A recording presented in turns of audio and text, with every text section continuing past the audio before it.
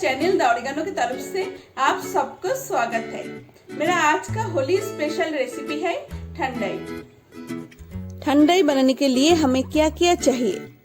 Full cream दूध, बादाम, काजू, पिस्ता, सौंफ, खसखस, मगजदाना, ब्लैक पेपर, छोटी इलायची, दालचीनी, गुलाब की पंखुड़ी, चीनी और केसर।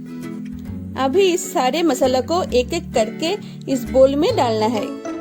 पहले सौंफ 1 टेबलस्पून, 1 टेबलस्पून मगजदाना, 1 टेबलस्पून खसखस, थोड़ा सा दालचीनी, 10 से 12 पीस ब्लैक पेपर, 15 पीस पिस्ता, 15 पीस काजू, 1 टेबलस्पून गुलाब की पंखुड़ी, 8 से 10 पीस छोटी इलायची और हाफ कप पानी डाल के इसको ओवरनाइट के लिए भिगो के रखना है।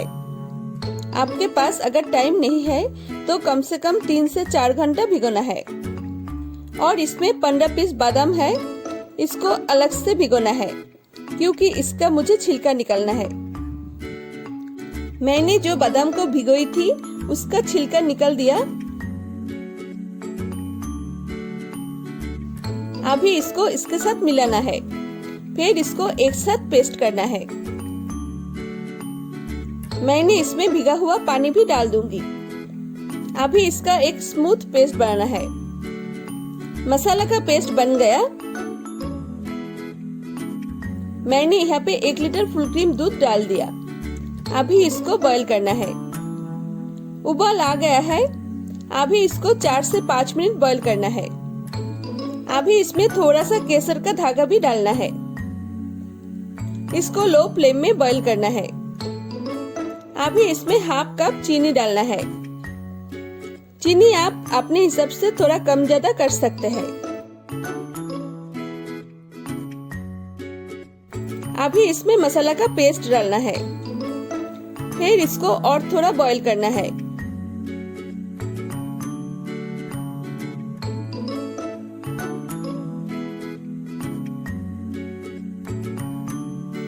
अभी मैंने गैस बंद कर दिया। फिर इस दूध को थोड़ा छानना है क्योंकि इस दूध को छानने से मसाला का दाना मुंह में नहीं आएगा। आप इसको एक दिन पहले बना के फ्रिज में रख के दूसरा दिन भी यूज कर सकते हैं। ठंडाई जितना चिल्ड बनेगा पीने में उतना अच्छा लगता है। इसको आप मत फेंकिएगा। इसको सिलबट्टा में पीस के फिर से दूध के साथ मिला के पी सकते हैं। अभी इसको रूम टेम्परेचर में आने का बाद फ्रिज में रखना है कम से कम 4 से 5 घंटे के लिए। ठंडा हो गया है। अभी इसको ग्लास में डालना है। फिर इसका ऊपर से ड्राई फ्रूट्स, थोड़ा सा केसर और गुलाब की पंखुड़ी डालना है।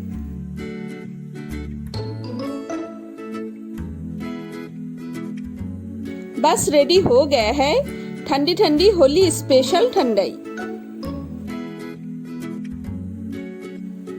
मेरे वीडियो अगर आपको पसंद आया है तो लाइक कीजिए, कमेंट्स कीजिए, शेयर कीजिए और मेरे चैनल को सब्सक्राइब कीजिए।